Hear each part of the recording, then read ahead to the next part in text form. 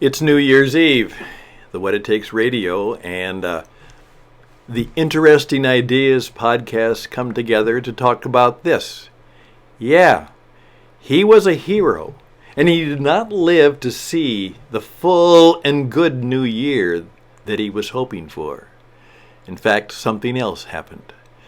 And, but this is a prayer and a poem that he wrote on New Year's Eve of that fateful year.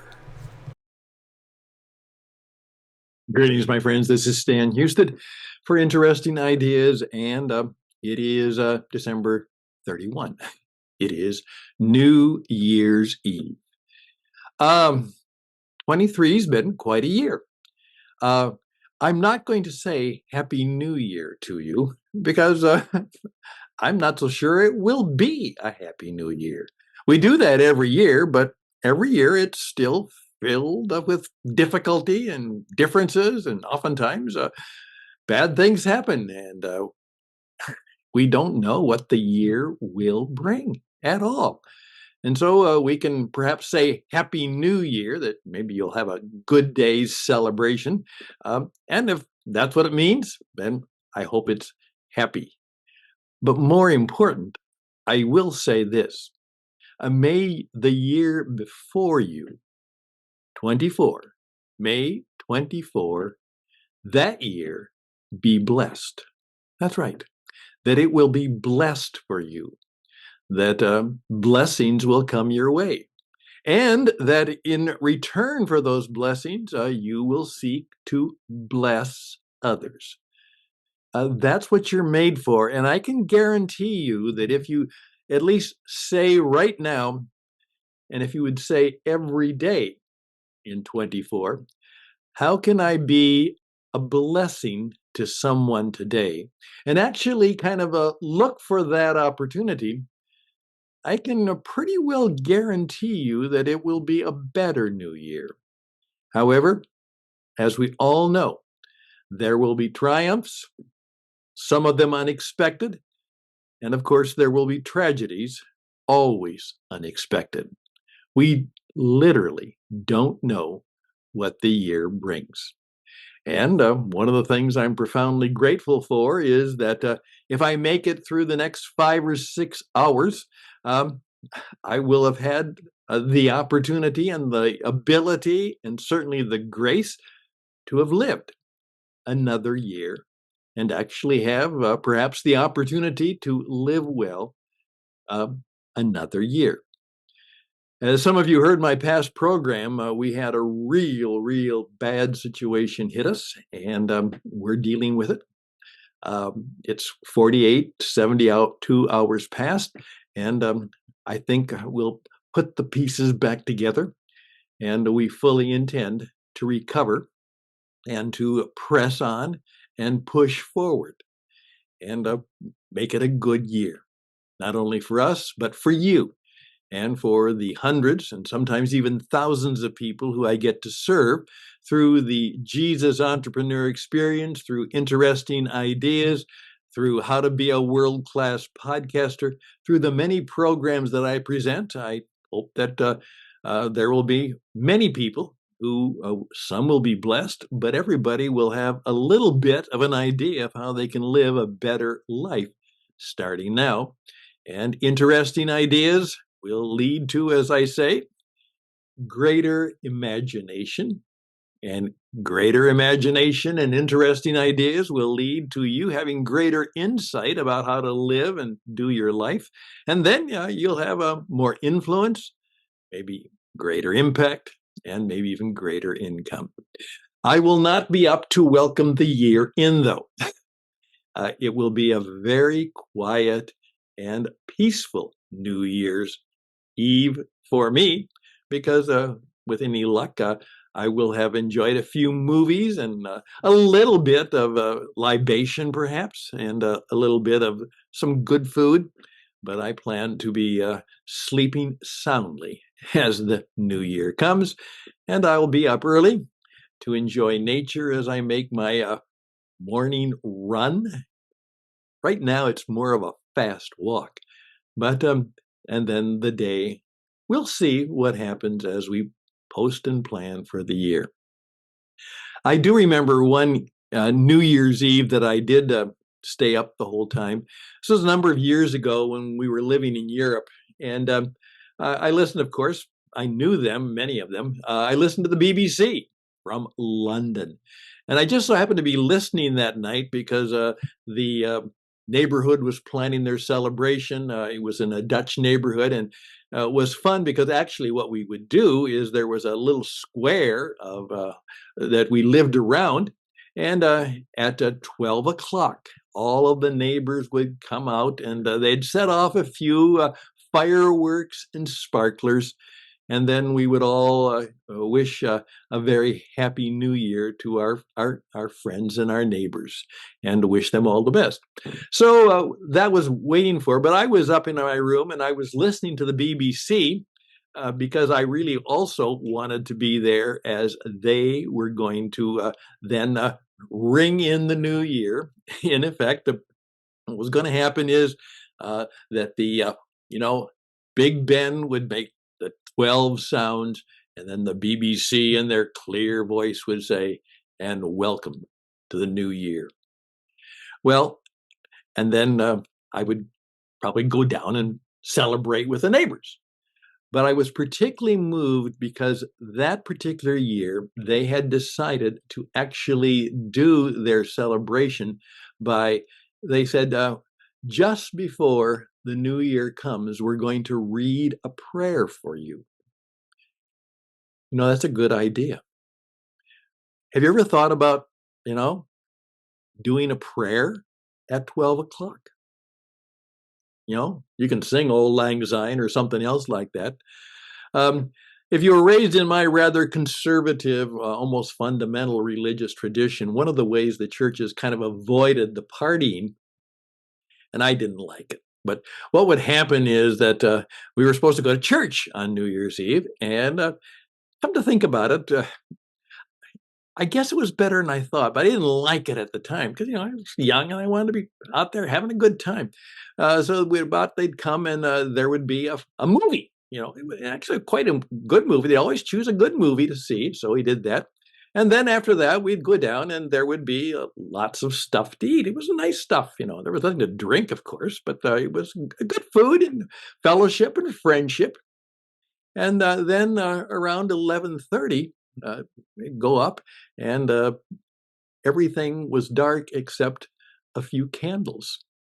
And there was a bit of a message, and then there was communion, and then there was prayer, just very quietly, and then the Hammond organ would ring out the chimes, and there would be just exactly at midnight, there would be the sound of 12 chimes, and then the pastor would read a prayer or say a prayer.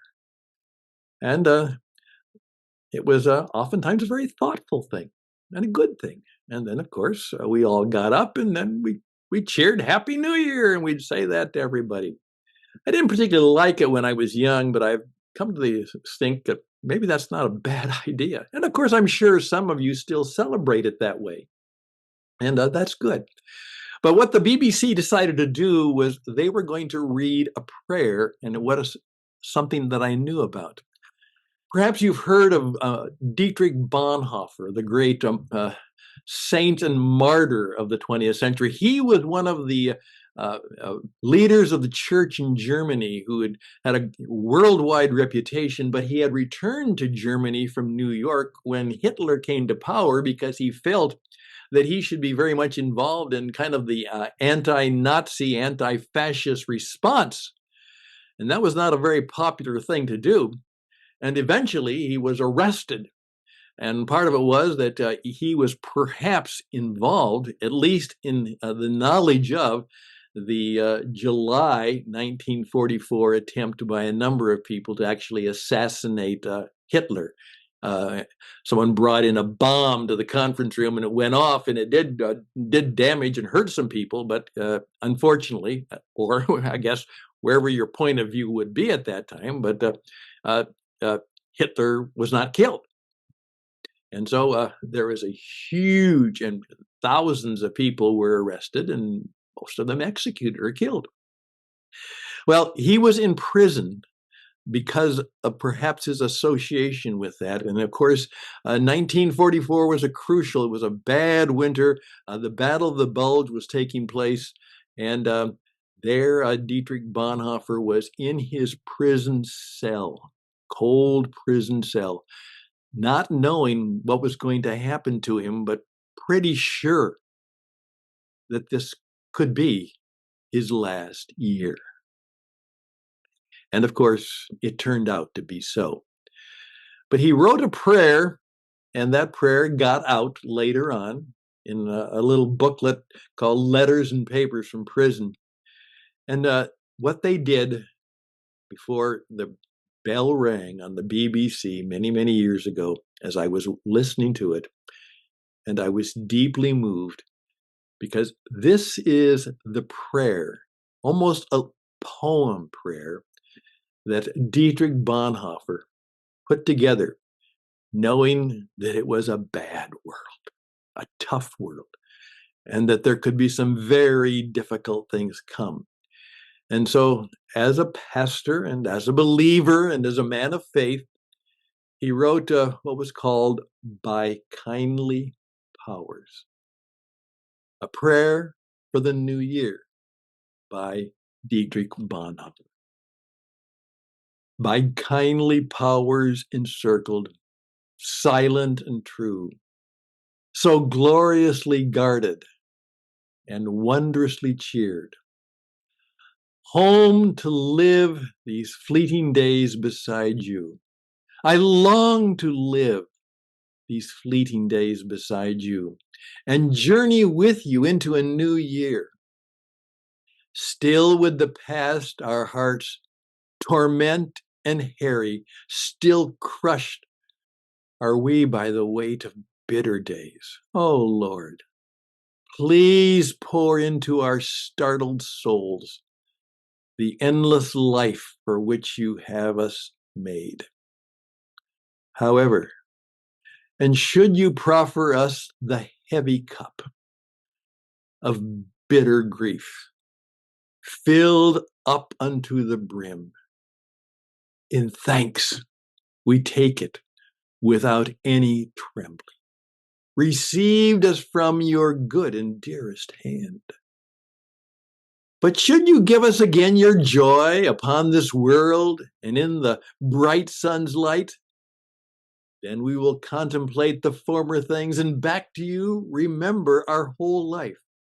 So warm and bright may now the candles glow, which you have brought into our deepest night. Lead us, if it may be, back to each other. We know that in the darkness shines your light. And when the silence deep spreads all around us, then let us hear those swelling tunes begin from world unseen which all about us widens, as all your children raise their highest hymns. By kindly powers wonderfully harbored, we boldly live in hope. So come what may, for God is near, in evening and in morning, and surely he is with us each new day. Berlin, December 31st, 1944. Dietrich Bonhoeffer. In April of 1945, Dietrich Bonhoeffer went to the gallows for his participation in the resistance to the Nazi Empire, and he was hanged. Well, that probably isn't going to be anything that happens to any of us, but we don't know what the year's going to bring. But can we, as he did, knowing that by faith and perhaps the force of spirit, just simply the ability to raise our hearts in praise and gratitude for the life we have had and the opportunity that might be there, that if indeed the worst shall come, we will be able to still celebrate each day, knowing that indeed God is near. And because of that, all will be well.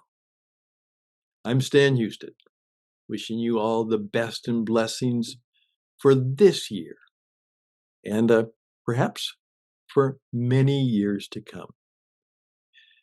Thank you for your time. Indeed, best and blessings.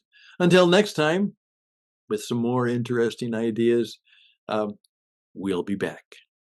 But bye for now.